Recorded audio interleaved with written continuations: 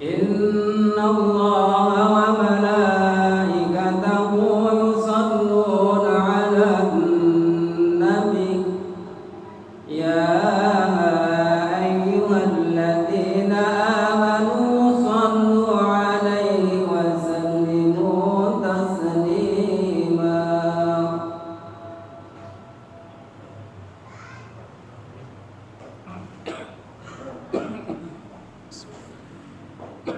Assalamualaikum warahmatullahi wabarakatuh.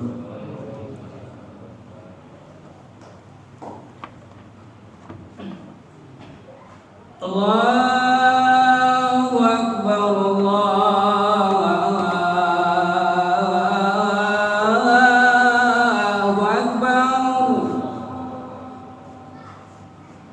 Allahu Akbar, Allahu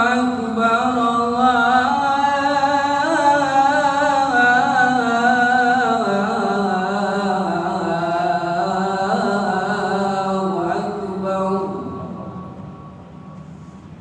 Asyhadu an la ilaha illallah.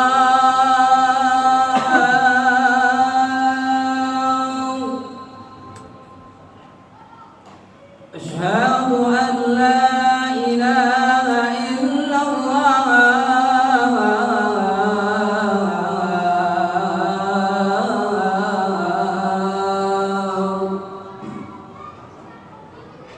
Asyhadu anna Muhammadar Rasulullah.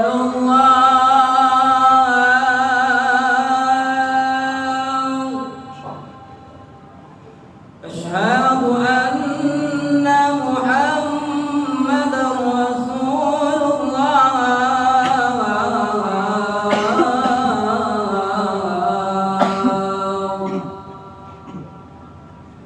Hayya 'alal falah.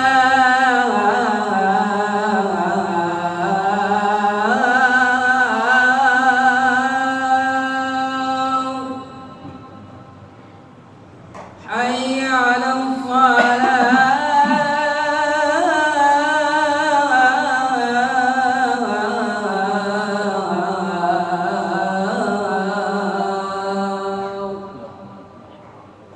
Hayya 'alal falah.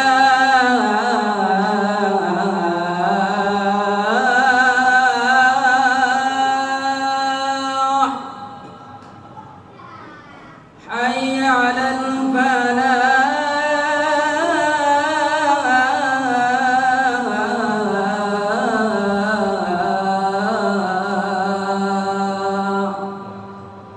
Allahu Akbar, Allahu Akbar. La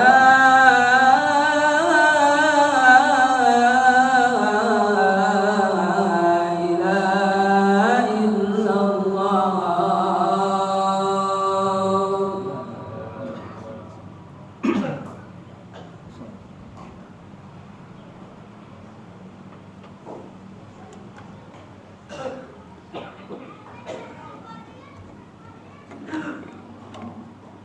Alhamdulillah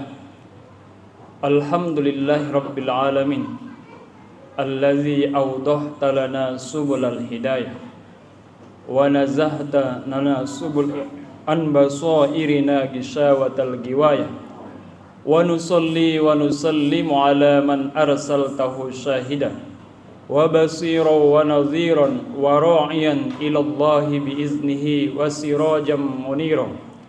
Asyhadu an la ilaha illallah wahdahu la syarika lah al-malikul haqqul mubin wa asyhadu anna Muhammadan abduhu wa rasuluhu khatamul anbiya'i wal mursalin.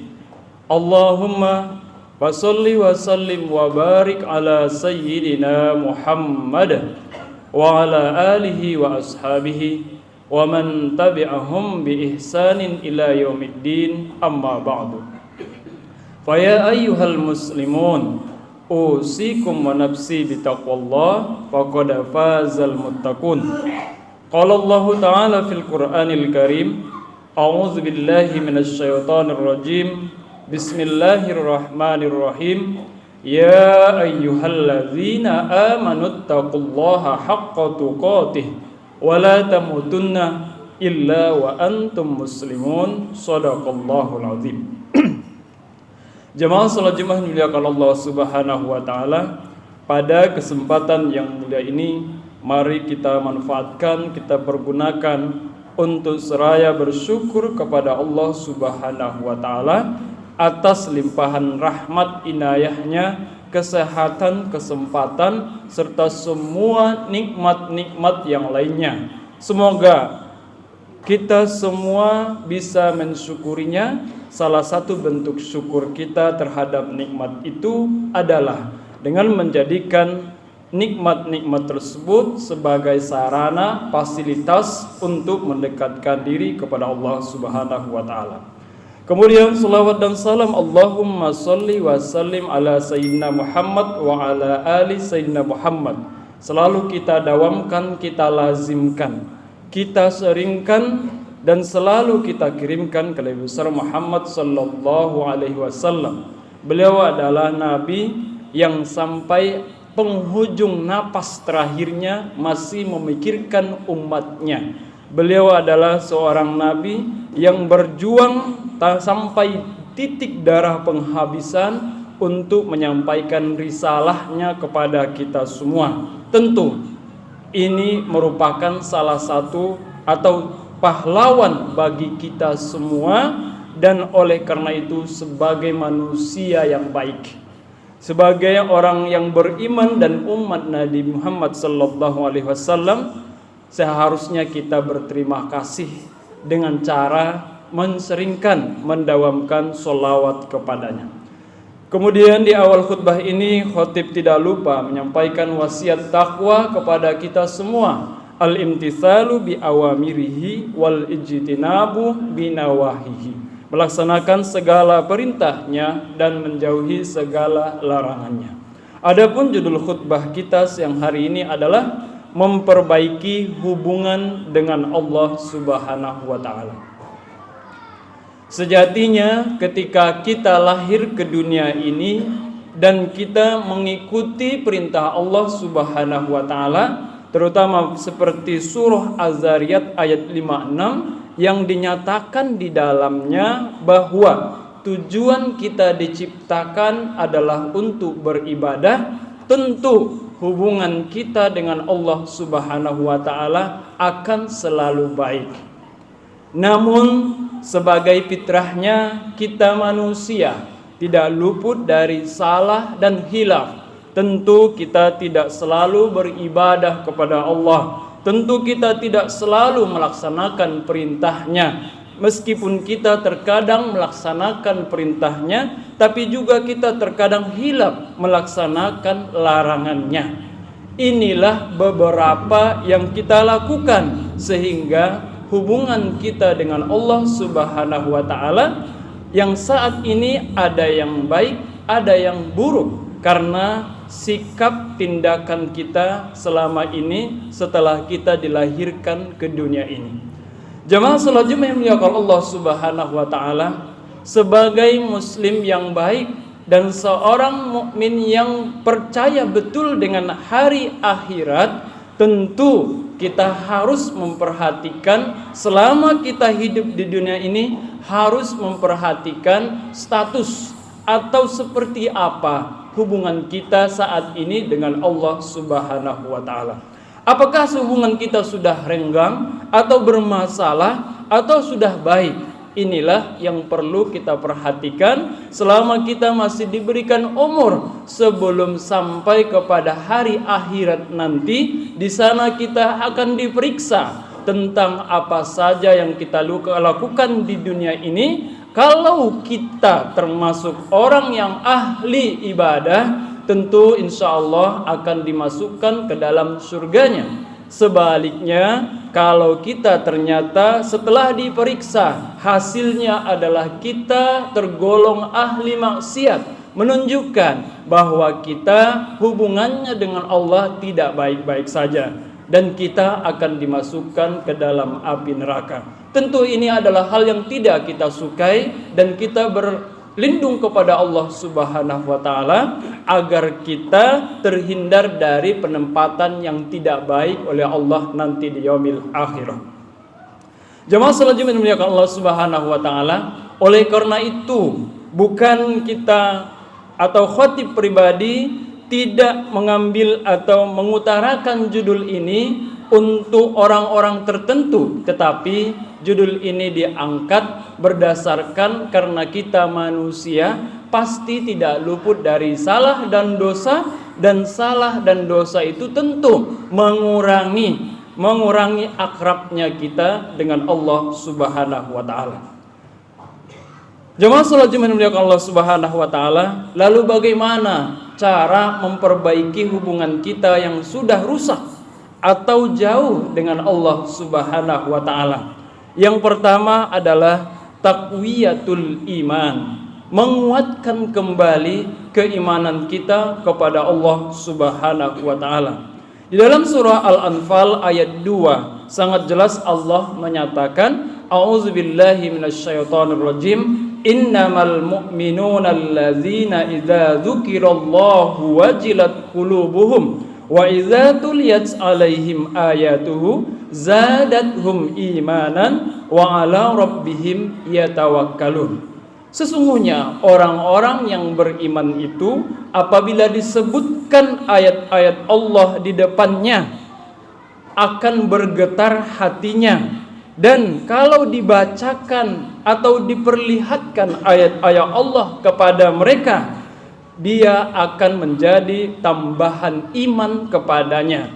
Wa 'alallahi falyatawakkalul wa 'ala rabbihim yatawakkalun. Orang yang beriman hanya bertawakal, berserah diri kepada Allah Subhanahu wa taala. Ayat ini menjelaskan tentang kekuatan keimanan kita kepada Allah Subhanahu wa taala. Selama pesan yang ada pada ayat ini ada pada diri kita, membuktikan bahwa keimanan kita masih kuat, bahwa kedekatan kita dengan Allah masih dekat, dan kita tidak jauh dari Allah Subhanahu wa taala. Kita apabila diberikan peringatan oleh siapapun dan langsung kita menurut mengikutinya, itu merupakan salah satu tanda kalau hati kita, kolbu kita masih lembut dan masih dekat dengan Allah Subhanahu wa taala. Dan apabila kita dibacakan ayat Allah dan kita merasa biasa-biasa saja, seolah tidak ada efek sedikit pun, maka itu tandanya keras hati kita dan kita memang terjadi masalah dalam keimanan kita. Jika keimanan kita sudah bermasalah, menunjukkan bahwa kita sudah jauh dari Allah Subhanahu wa taala. Beberapa contoh yang telah diberikan oleh para sahabat tentang kekuatan keimanan mereka kepada Allah dan Rasul-Nya. Salah satunya adalah Abu Bakar Siddiq. Cerita atau sejarah yang sudah familiar bagi kita, yaitu tentang cerita Isra wal Mi'raj Nabi Muhammad sallallahu alaihi wasallam. Ketika di pagi itu Rasulullah sallallahu alaihi wasallam bercerita tentang perjalanannya dari Masjidil Haram ke Masjidil Aqsa, lalu kemudian Mi'raj naik ke Sidratul Muntaha dan kembali pada malam itu juga ke Makkah di tengah-tengah orang kafir Quraisy yang dihadiri oleh salah satunya Abu Jahal. Lalu kemudian tentu respon Abu Jahal beserta para pengikutnya tentu mendustakan ini. Dan memang secara akal perjalanan yang harusnya ditempuh pulang pergi itu adalah 2 bulan, dilakukan oleh Nabi dalam 1 malam, plus dengan Isra wal Mi'raj ke Sidratul Muntaha. Tentu ini cerita yang tidak masuk akal. Lalu Abu Jahal langsung bertemu atau menemui Abu Bakar yang kala itu tidak ada di majlis. Lalu kemudian cerita tadi diulang, apakah kamu masih percaya dengan Nabi Muhammad? Karena dia seorang pendusta, pada pagi ini dia memberikan suatu sejarah atau cerita yang tidak masuk di akal. Jawab daripada Abu Bakar, ana sodaqtuhu fi khabaris sama, fa kaifa ukadzibuhu fi dzalik? madama qala faqad shadaq. Saya telah mempercayai, mengimani tentang agama yang telah dibawanya. Selama Nabi Muhammad yang berkata, pasti saya percaya. Inilah bukti daripada Abu Bakar Siddiq tentang kekuatan imannya yang ditandai dengan tanpa tanda tanya, tanpa klarifikasi. Ketika Rasulullah sudah yang menjadi bercerita atau bersabda, pasti Abu Bakar pun bisa mempercayainya. Kemudian keadaan kaum muslimin ketika pada perang Badar. Ketika itu kaum muslimin atau tentara kaum muslimin hanya berjumlah 313, 314 atau 315 dalam sejarah lain, yang akan menghadapi pasukan kurang lebih 900 sampai 1000 tentara. Di waktu hendak berangkatnya ke Badar, Rasulullah kembali meminta pendapat kepada para sahabat tentang komitmen mereka. Apakah perang Badar ini kita lakukan atau tidak? Apakah kita akan tetap maju atau tidak? Maka jawaban-jawaban yang sangat luar biasa dari para sahabat, jika ini sudah perintah Allah, maka lakukan, sesungguhnya kami kemanapun akan mendukungmu. Beginilah respon daripada para sahabat, meskipun dari segi jumlah tidak masuk akal akan dimenangkan oleh kaum muslimin, namun kekuatan keimanan mereka percaya jika dengan Allah dan Rasulnya pasti akan menang. Jemaah salat Jumat dimuliakan Allah Subhanahu wa taala, tentu saudara-saudara kita, para orang tua kita, para pahlawan kita, tentu mungkin sudah menjadi panutan atau tauladan bagi kita tentang inspirasi, tentang kekuatan keimanan kepada Allah Subhanahu wa taala. Apalagi kalau kita lihat sejarah kemerdekaan Republik Indonesia, tidak mungkin atau mustahil dimenangkan, mustahil kita merdeka jika tidak dibantu oleh Allah Subhanahu wa taala. Kemudian yang kedua, untuk memperbaiki kembali hubungan kita kepada Allah Subhanahu wa taala dengan cara taubat. Taba yatubu tauban, kembali kepada jalan yang benar. Rasulullah sallallahu alaihi wasallam menganjurkan kita beserta Allah Subhanahu wa taala juga memerintahkan kita apabila kita berbuat salah, apabila kita melakukan maksiat, dianjurkan, diperintahkan untuk segera bertaubat. Karena memang Allah Subhanahu wa taala menciptakan makhluknya, yaitu manusia, melakukan kesalahan dan diberikan waktu atau peluang untuk bertaubat kepada Allah Subhanahu wa taala. Di dalam Al-Qur'an surah Ali Imran ayat 135, A'udzubillahi minasyaitonirrajim, walladzina idza fa'alu fahishatan aw zalamu anfusahum. Apabila mereka melakukan suatu kejahatan, mereka melakukan suatu tindakan kriminal, mereka melakukan suatu kemaksiatan, auzalamu anfusahum, mereka menzalimi diri mereka dengan melanggar apa yang dilarang Allah Subhanahu wa taala. Sebab secara umum sebagai seorang yang beriman, kita harus yakin semua yang dilarang Allah itu merupakan kebaikan bagi kita. Apabila kita meninggalkannya, merupakan hikmah yang besar bagi diri kita. Dan apabila kita lakukan, itulah yang disebut dengan menzalimi diri kita. Jadi orang yang berbuat kesalahan, orang yang menzalimi dirinya, fastaghfaru lizunubihim, lalu kemudian mereka beristighfar, meminta ampun atas dosa-dosa mereka. Wa may yaghfiru dzunuba illallah, dan mereka yakin bahwa tidak ada yang mengampuni dosa mereka kecuali Allah Subhanahu wa taala, dan mereka berjanji untuk tidak mengulanginya lagi. Ini adalah peluang bagi kita yang pernah melakukan maksiat, melakukan kesalahan, Allah Subhanahu wa taala selalu membukakan pintu maaf. Karena jika kita tidak beristighfar, selalu kita dalam posisi jauh dari Allah Subhanahu wa taala, dan jika maut menjemput kita sementara posisi kita jauh dari Allah Subhanahu wa taala, tentu itu kerugian yang nyata, yaitu kita akan dimasukkan ke dalam nerakanya Allah Subhanahu wa taala. Oleh karena itu, melalui khutbah yang singkat ini, mari sama-sama kita memperbaiki hubungan kita kembali, sadar bahwa kita pernah melakukan kesalahan, ataupun kita pernah melakukan kesalahan tanpa kesadaran kita. Tentunya kita kembali menguatkan keimanan kita kepada Allah, lalu kemudian beristighfar sebanyak-banyaknya agar semua kesalahan kita terhapus dan kembali hubungan kita mendekat dengan Allah Subhanahu wa taala. Fa'tabiru ya ulil absar la'allakum turhamun.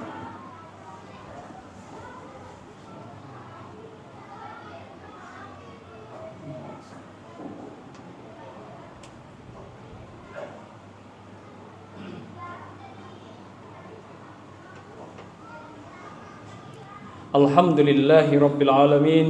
وبه نستعين على أمور الدنيا والدين أشهد أن لا إله إلا الله وحده لا شريك له وأشهد أن محمدا عبده ورسوله من لا نبي بعده اللهم صل على سيدنا محمد وعلى آل سيدنا محمد فيا عباد الله أوصيكم ونفسي بتقوى الله فقد فاز المتقون قال الله تعالى في القرآن الكريم أعوذ بالله من الشيطان الرجيم والعصر إن الإنسان لفي خسر إلا الذين آمنوا وعملوا الصالحات وتواصوا بالحق وتواصوا بالصبر وقال أيضا في سورة الأحزاب أعوذ بالله من الشيطان الرجيم إن الله وملائكته يصلون على النبي يا أيها الذين آمنوا صلوا عليه وسلموا تسليما اللهم صل على سيدنا محمد وعلى آل سيدنا محمد كما صليت على إبراهيم وعلى آل إبراهيم وبارك على سيدنا محمد وعلى آل سيدنا محمد كما باركت على إبراهيم وعلى آل إبراهيم في العالمين إنك حميد مجيد